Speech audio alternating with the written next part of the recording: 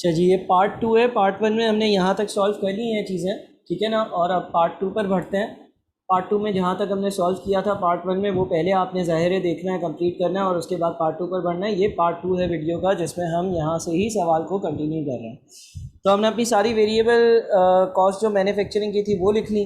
अच्छा, इसके बाद अलावा इसके और कौन सी कॉस्ट है, देखें यहाँ पर आपके पास एक और कॉस्ट आ रही थी, जो कि ये प्रोडक्शन मैनेजर की थी, ठीक है ना। और लिखा हुआ था the production manager have forecast that 25 million of additional fix cost of maintenance and production quality control will be incurred in the first year of production of the Chilmax 50 and will continue to be incurred for each year of production. तो ये जो आपके पास cost आ रही है, fix cost एक additional 25 million की, इसके लिए क्या होगा, एडिशनल फिक्स्ड कॉस्ट यह नंबर 1 पर 25 मिलियन होगी, और उसके बाद फिर जो है ये इंक्रीज़ हो रही है इन्फ्लेशन के रेट से। वो तो सवाल में मेंशन है ना कि हर कॉस्ट इन्फ्लेशन के रेट से इंक्रीज़ होगी। तो 25 मल्टीप्लाइड बाई 1.03, तो ये 25.75 आ गया। उसके बाद वापस से उसको 1.03 से मल्टीप्लाई किया तो 26.5 आ गया, ठीक है। हम 2 डेसिमल प्लेसेस तक इनफैक्ट लिखते हैं सारी चीज़ें, तो इसको मैं 25.8 कर देता हूँ, इसको मैं 25.8 कर देता हूँ।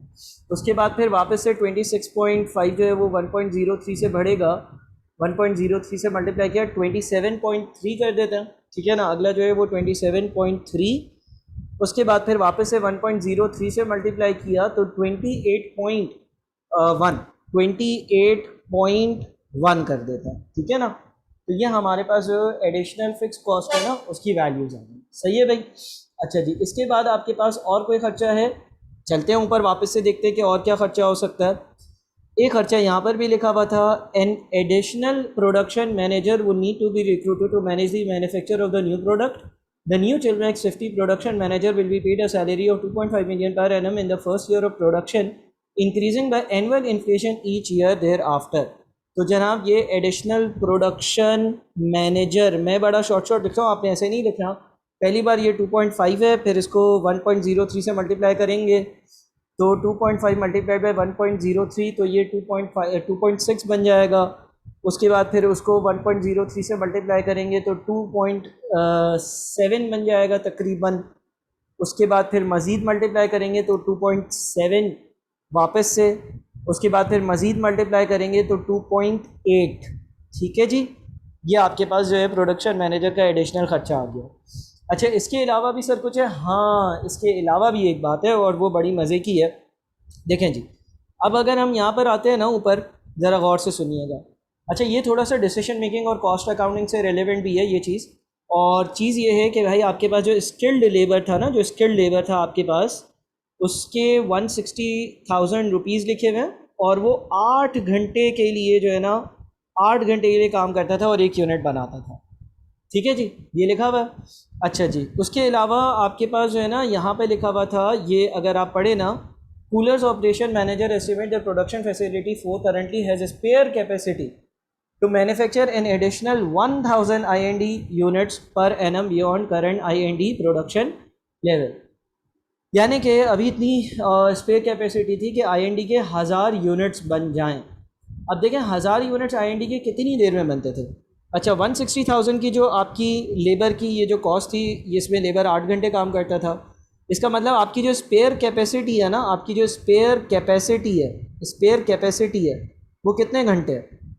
1000 यूनिट्स बनाने की स्पेयर कैपेसिटी है, हर यूनिट अगर 8 घंटे में बनता है तो इसका मतलब आपकी स्पेयर कैपेसिटी 8000 घंटे है। आपकी स्पेयर कैपेसिटी 8000 घंटे है।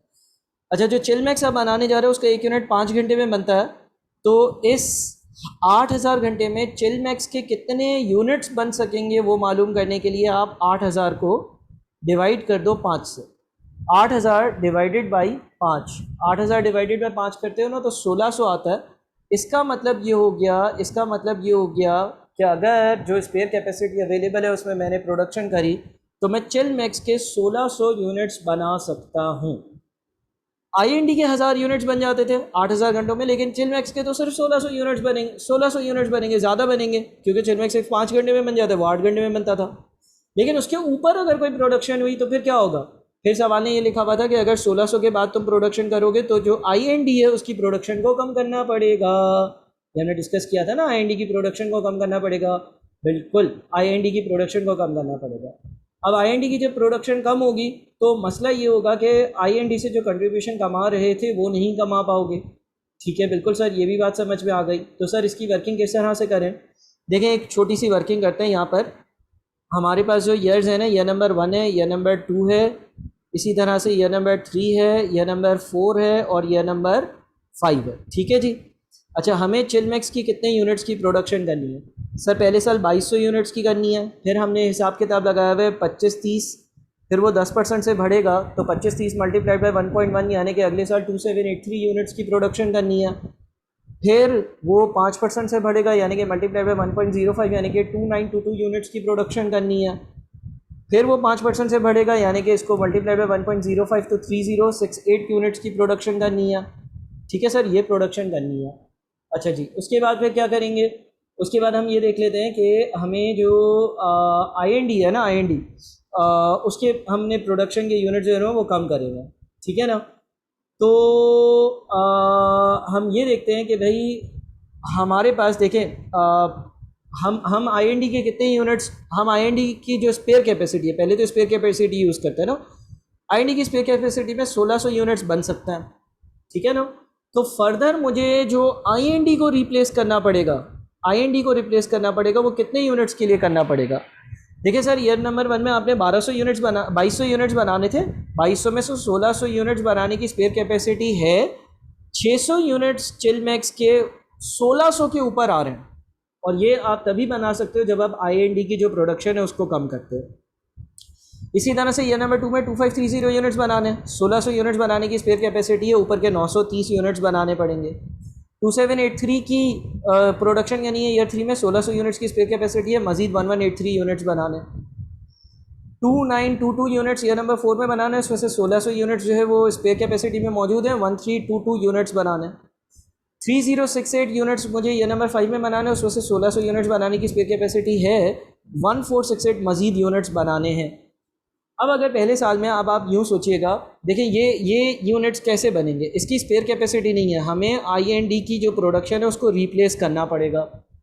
अच्छा, अगर 600 यूनिट चिलमैक्स के बनाने हो ना तो मुझे कितने आवर्स की ज़रूरत है? मुझे 3000 आवर्स की ज़रूरत है, क्योंकि एक यूनिट 5 घंटे में बनता है। तो आप इसके नंबर ऑफ़ आवर्स ढूंढ लो पहले तो, कि भाई इतने यूनिट्स बनाने के लिए आखिर मुझे लेबर का कितना टाइम चाहिए। अगर मुझे चिलमैक्स के लेट से 930 यूनिट्स बनाने हैं तो 5 घंटे के हिसाब से 4650 आवर्स की ज़रूरत है। अगर 1183 यूनिट्स बनाने तो 5 घंटे के हिसाब से 5915 आवर्स की ज़रूरत है। अगर 1322 यूनिट्स बनाने तो 5 घंटे के हिसाब से 6610 आवर्स की ज़रूरत है। अगर 1468 यूनिट्स बनाने तो 5 घंटे के हिसाब से 7340 आवर्स की ज़रूरत है। ठीक है। अब एक आईएनडी कितनी देर में बनता था? 8 घंटे में।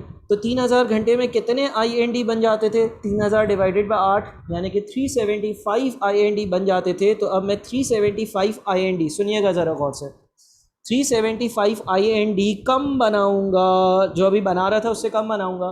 तो 375 इंटू 8, 3000 घंटे बच जाएंगे।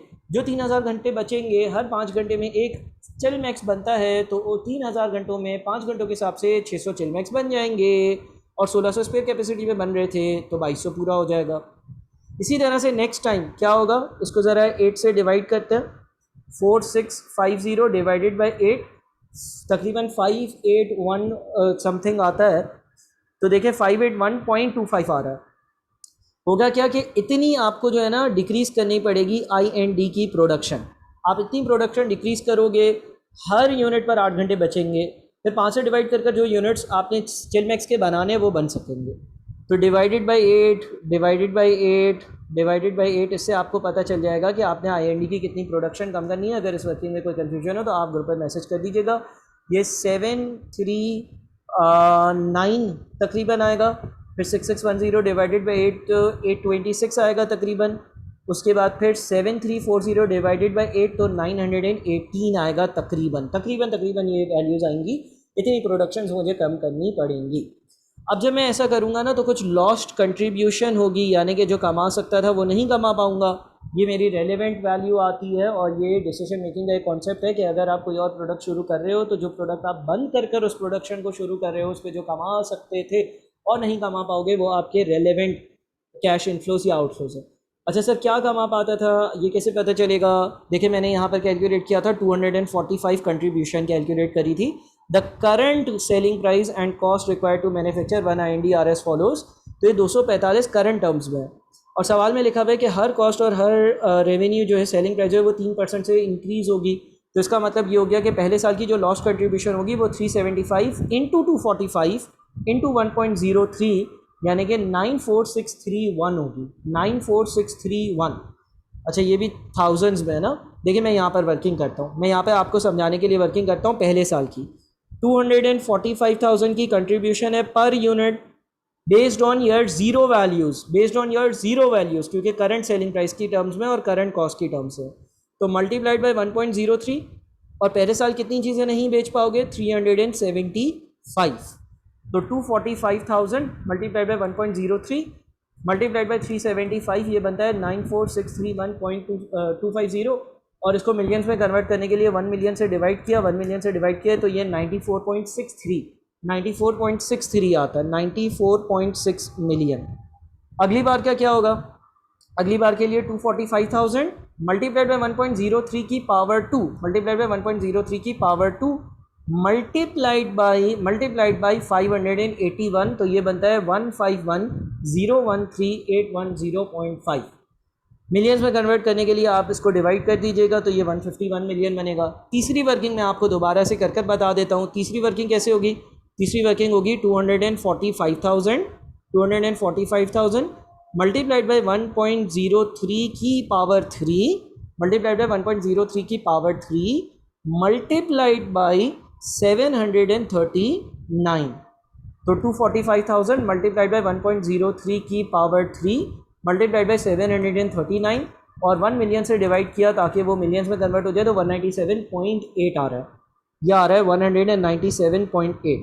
उसके बाद क्या होगा? इसी तरह से 245,000 मल्टीप्लाइड बाई 1.03 की power 4 multiplied by 826, 245,000 multiplied by 1.03 की पावर 4 मल्टीप्लाइड बाई 826, तो ये 227,769,217 आ रहा है। इसको भी 1 मिलियन से डिवाइड किया तो 227.76 आएगा, 227.76 या 227.8 आ जाएगा। इसी तरह से 245,000 मल्टीप्लाइड बाई 1.03 की पावर 5 मल्टीप्लाइड बाई 918 और डिवाइड किया 1 मिलियन से, तो ये बन जाता है 260.73, 260.7। ये लॉस्ट कंट्रीब्यूशन की अमाउंट्स आ रही हैं। ठीक है जी। तो लॉस्ट कंट्रीब्यूशन जो है ना, ये इफेक्टिवली आपका नुकसान है ना एक तरह से, यानी कि वो जो IND बन रहा उस पर जो नहीं कमा सक रहे वो भी इसी डिसीजन की वजह से। तो ये वैल्यूज़ आप याद रखिएगा, और ये वैल्यूज़ हमें नीचे जो है वो इनकॉर्पोरेट करनी होंगी अपनी मेन जो वर्किंग हम लोग कर रहे थे उसमें। और इसको मैं यहाँ पे लिख देता हूँ, लॉस्ट कंट्रीब्यूशन फ्रॉम IND से जो लॉस्ट कंट्रीब्यूशन है वो हमारे पास जो वैल्यूज़ आ रही थी 94.6, उसके बाद हमारे पास अगली वैल्यू जो आ रही थी वो आ रही थी 151, उसके बाद अगली वैल्यू जो आ रही थी वो आ रही थी 197.8, उसके बाद उससे अगली वैल्यू 227.8, और उसके बाद उससे अगली जो वैल्यू आ रही थी वो आ रही थी 260.7। चलें जी, ये वैल्यूज़ आ गई। अब हम अपना प्रॉफिट बिफोर टैक्स कैलकुलेट कर लेते हैं, प्रॉफिट बिफोर टैक्स कैलकुलेट कर लेते हैं, और कोई सवाल में किसी किस्म की वैल्यू नहीं है। वर्किंग कैपिटल के चेंजेस जो है वो प्रॉफिट के बाद आते हैं, तो 1246.3 माइनस 861.08 माइनस 25 माइनस 2.5 माइनस 94.6, तो ये 263.12 आता है। पहला आ रहा है 263.12, दूसरा 1476.2 माइनस 1019.9 माइनस 25.85 माइनस 2.6 माइनस 151, ये 276.85 आ रहा है। अगला जो है वो हमारा 276.85 आ रहा है, तो 276.9 कर लेते हैं। फिर 1672.6 माइनस 1155.6 माइनस 26.5 माइनस 2.7 माइनस 197.8, तो ये 290 आ रहा है। उससे अगला आपके पास 1808.89 माइनस 1249.7 माइनस 27.3 माइनस 2.7 माइनस 227.8, तो ये 301.39 आ रहा है। उसके बाद 1956.3 माइनस 1351.6 माइनस 28.1 माइनस 2.8 माइनस 260.7, तो ये 313.1 आ रहा है। ठीक है जी, ये वैल्यूज़ आ गई हमारे पास प्रॉफिट बिफोर टैक्स की। टैक्स का रेट इस पर अप्लाई कर देते हैं 29% से, तो 263.12 का 29% जो है वो 76.3 बनता है। उसके बाद फिर 276.9 का 29% जो है वो 80.3 बनता है। फिर 290 का 0.29 जो है वो 84.1 बनता है। उसके बाद फिर 301.39 का 0.29 87.4 बनता है। उसके बाद फिर 313.1 का 29% जो है वो 90.8 बनता है। ठीक है जी, ये सारी वैल्यूज़ हमने यहाँ पे कैलकुलेट कर ली। अच्छा जी, उसके बाद जो आपने टैक्स सेविंग्स कैलकुलेट करी थी, tax savings on capital allowances, है ना, मैं पूरा नहीं लिख रहा, लेकिन वो टैक्स सेविंग्स और कैपिटल अलाउंसेस जो आपने कैलकुलेट करी थी वो इनकॉर्पोरेट करते किधर गई भाई, ये वाली वैल्यूज़ 23.6 की वैल्यू हो गई, 4.9, 4.4, 3.96 और 28.715, ये याद रखिएगा। तो ये यहाँ पे लेकर आते हैं 23.6, उसके बाद 4.9, फिर 4.4, फिर 4 और फिर 28.7। हाँ, ये वैल्यूज़ भी आ गई। उसके बाद अभी भी एक चीज़ बाकी है जो कि आपके वर्किंग कैपिटल के चेंजेस हैं। वर्किंग कैपिटल के चेंजेस किस तरह के हैं, सवाल यहाँ पर अगर आप पढ़ते हैं तो सवाल में लिखा हुआ था कि working capital to support the production of the Chilmax 50 will be required at 15%, 15% on net revenue. और नेट रेवेन्यू के बारे में कहा था चिलमेक्स का रेवेन्यू लेस IND का रेवेन्यू अगर जा रहा है वो। Working capital is assume to be placed in beginning of each year, हर साल के शुरू में। The directors have assume all working capital will be released after 5 years, ये नॉर्मल एजम्पशन होती है। All cash flows are assume to occur at the last day of each year unless stated otherwise. चलें जी, working capital की हमें जो है वो वर्किंग करनी पड़ेगी। वर्किंग कैपिटल की एक वर्किंग हमें एक्स्ट्रा करनी पड़ेगी।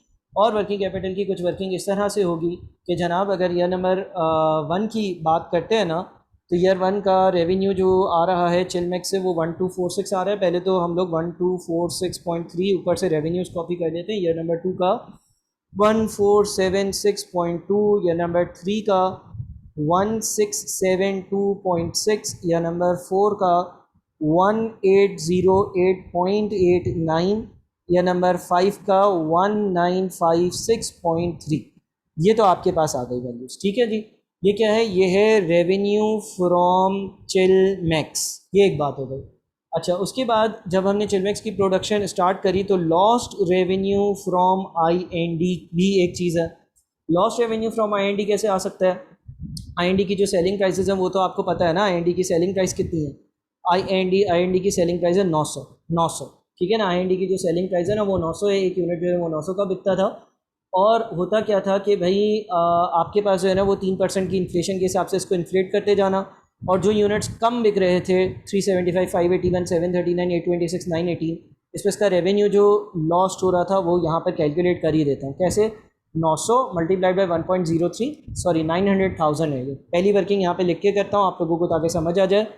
900,000 की एक यूनिट की सेलिंग प्राइस मल्टीप्लाइड बाई 1.03, क्योंकि ऊपर वाले फिगर्स करंट टर्म्स में यानी कि ईयर 0 के टर्म्स में है, मल्टीप्लाइड बाई 375।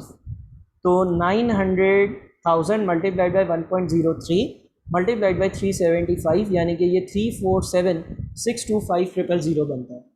ठीक है, और मैं इसको अगर मिलियन से डिवाइड कर दूं ताकि मैं मिलियंस में लिख सकूं, तो जनाब ये बनता है 347.63 मिलियन, 347.6 मिलियन का लॉस्ट रेवेन्यू होगा। अगली बार के लिए क्या होगा, 9 लाख की एक चीज़ जो है वो मैं बेचता था वो नहीं बेच पाऊँगा, मल्टीप्लाइड बाई 1.03 की पावर 2 इन्फ्लेट करने के लिए, और 581 कम यूनिट्स बेच पा रहा हूँ, और मिलियंस में कन्वर्ट करने के लिए 1 मिलियन से डिवाइड, तो 9 लाख मल्टीप्लाइड बाई 1.03 की power 2 multiplied by 581 divided by 1 million, तो ये आता है आपका 554.7, 554.7। इसी तरह से अगला क्या होगा, 9 लाख मल्टीप्लाइड बाई 1.03 की पावर 3 मल्टीप्लाइड बाई, अगला क्या है भाई, अगला है 739 डिवाइडेड बाई 1 मिलियन, तो 9 लाख मल्टीप्लाइड बाई 1.03 की power 3 multiplied by 739 divided by 1 million, और ये आता है आपका 726.7, 726.77 है। तो हम इसको कर देते हैं 726.8। ठीक है जी, ये ईयर 1 का है, ये ईयर नंबर 2 का है, ये ईयर नंबर 3 का है। आगे ओरली 4 और 5 का कैलकुलेट करते हैं। 9 लाख मल्टीप्लाइड बाई 1.03 की power 4 multiplied by 826 divided by 1 million, तो ये आएगा 836.7, 836.7 ये नंबर 4 का हो गया। और उसके बाद 9 लाख मल्टीप्लाइड बाई 1.03 की power 5 multiplied by 918 divided by 1 million, तो ये आएगा 957.8, 957.8, 957.8 यह नंबर 5। ये वैल्यूज़ याद रखिएगा। ये लॉस्ट रेवेन्यूज़ है हमारे 347.6, उसके बाद दूसरे साल 554.7, उसके बाद उसके अगले साल 726.8, उसके बाद उसके अगले साल 836.7, उसके बाद उसके अगले साल 957.8। तो इंक्रीमेंटल एडिशनल जो रेवेन्यूज़ क्रिएट हो रहे हैं उस पर वर्किंग कैपिटल लिखना था। तो 1246.3 माइनस 347.6 पहले साल का एडिशनल 898.7 है। उसके बाद फिर 1476.2 माइनस 554.7, तो ये 921.5 है। उसके बाद फिर 1672.6 माइनस 726.8 यानी कि 945.8 है, 945.8 है। उसके बाद 1808.89 माइनस 836.7 यानी कि 972.19 है। उसके बाद 1956.3 माइनस 1957.8 यानी कि 998.5 है।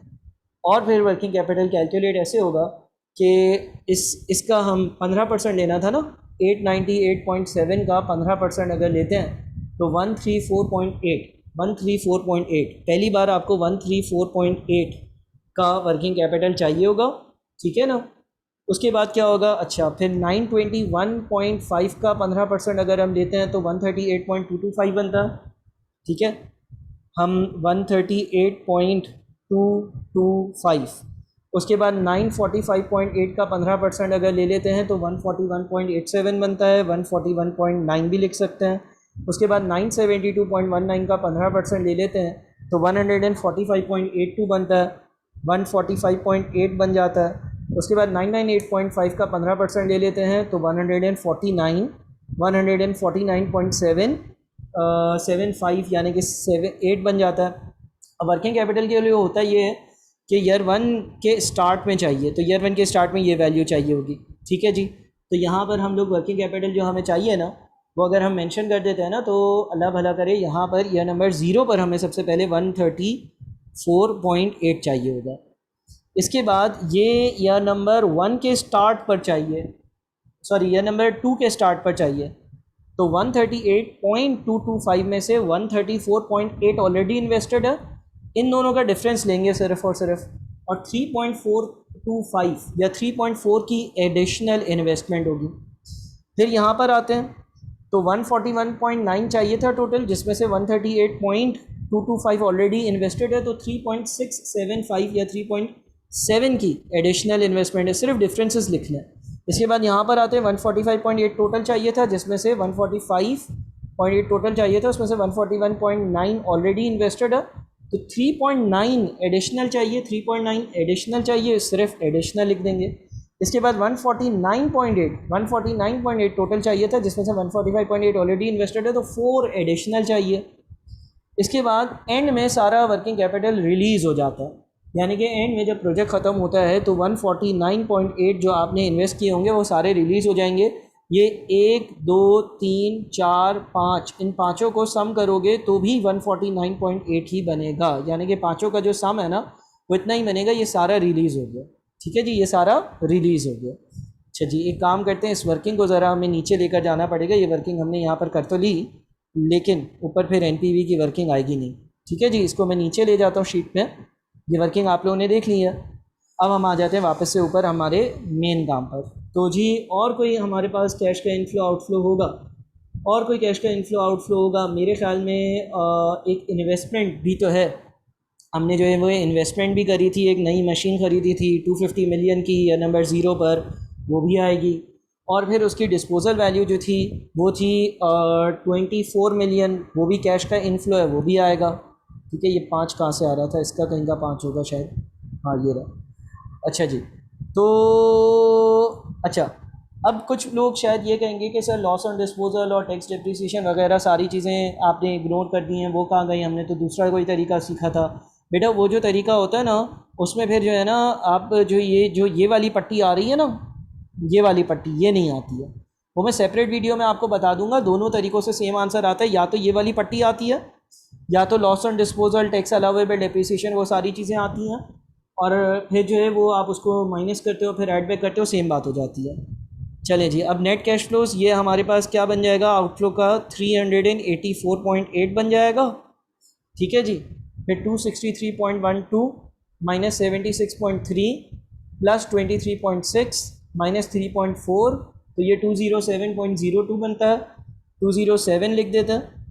उसके बाद 276.9 माइनस 80.3 प्लस 4.9 माइनस 3.7, तो ये 197.8 बन जाता है। उसके बाद 290 माइनस 84.1 प्लस 4.4 माइनस 3.9, ये 206.4 बन जाता है।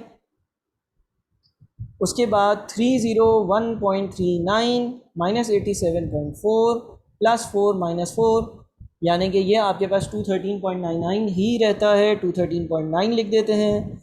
उसके बाद 313.1 माइनस 90.8 प्लस 28.7 प्लस 149.8 प्लस 24, तो ये आपके पास 425.4 बन जाता है। फिर आपने सिंपली इसको जो है ना वो डिस्काउंट ऑफ करना है। अब ये आपके कैश फ्लोज आ गए, नेट कैश फ्लोज आ गए। 10% के रेट के हिसाब से डिस्काउंट फैक्टर्स कैलकुलेट कर और डिस्काउंटिंग करें। मेरे ख्याल में ये तो बड़ा आसान काम है। पहला डिस्काउंट फैक्टर 1 आएगा, फिर 0 कितने का रेट है, डिस्काउंटिंग का रेट कितना है, 8% है। 8% का रेट है, सवाल में 8% का, तो 8% के रेट के हिसाब से 1। ठीक है जी, उसके बाद फिर अल्लाह भला करे 1 डिवाइडेड बाई 1.08 0.925 आएगा। उसके बाद 1 डिवाइडेड बाई 1.08 की पावर 2 यानी कि 0.857 आएगा। फिर 1 डिवाइडेड बाई 1.08 की पावर 3 0.794 आएगा। फिर 0.735 आएगा। फिर 0.681 आएगा। ठीक है जी, उसके बाद फिर आप जो है वो अपनी नेट प्रेजेंट वैल्यू निकालेंगे, तो ये 384.8 नेगेटिव आएगा। फिर 207 इंटू 0.925 यानी कि 191.475 आ जाएगा। ठीक है जी, उसके बाद फिर अल्लाह भला करे अगला 197.8 मल्टीप्लाइड बाई 0.857, यह आपका 169.5 आ जाएगा। उसके बाद 206.4 मल्टीप्लाइड बाई 0.794 यानी कि 163.8 आ जाएगा। उसके बाद फिर 213.9 मल्टीप्लाइड बाई 0.735 यानी कि 157.2 आ जाएगा। फिर 425.4 मल्टीप्लाइड बाई 0.681 यानी कि 289.6 आ जाएगा। और फिर इन सबको नेट ऑफ करते हैं, 191.48 कर लेते हैं, फिर 169.5, फिर 163.8, 157.2, 289.6 माइनस 384.8, तो 586.78। नेट प्रेजेंट वैल्यू जो हमारी आएगी ना, नेट प्रेजेंट वैल्यू होगी हमारी 586.78, ये नेट प्रेजेंट वैल्यू है। और क्योंकि नेट प्रेजेंट वैल्यू पॉजिटिव है तो हमें इस प्रोडक्ट को लॉन्च करना चाहिए, subject to non financial factors के हमने IND बंद किया, तो उसकी वजह से क्या मसले हो सकते हैं या कोई और बात। Recommend if the director should proceed to launch Filmex production based on the assumptions provided by the directors of Cooler Limited. You are advised to present the working in millions. A part हो गया। Part B भी बड़ा अच्छा है। Part B में बोलता है calculate the sensitivity of your analysis in part A to expected sales volume and sales prices and comment on your result. 7 marks, again 7 marks का सवाल है और सेंसिटिविटी एनालिसिस करना है। सेंसिटिविटी एनालिसिस में ये चेक किया जाता है कि अगर मेरा सेल्स का वॉल्यूम या अगर मेरी सेल्स की प्राइस जो है ना वो अगर चेंज हो जाए तो क्या मैं ज़ीरो नेट प्रेजेंट वैल्यू पर तो नहीं आऊँगा, ठीक है। इस तरह की कुछ बात करी जाती है। तो हम एक काम करते हैं कि ये आपके पास जो है ना वीडियो का पार्ट नंबर 2 था, पार्ट नंबर 1 में भी हमने इस सवाल को डिस्कस किया था, पार्ट 2 में हमने इसको फर्दर आगे बढ़े। पार्ट 3 जो वीडियो लेक्चर का होगा उसमें हम सेंसिटिविटी एनालिसिस को परफॉर्म कर लेंगे, ठीक है जी। Thank you.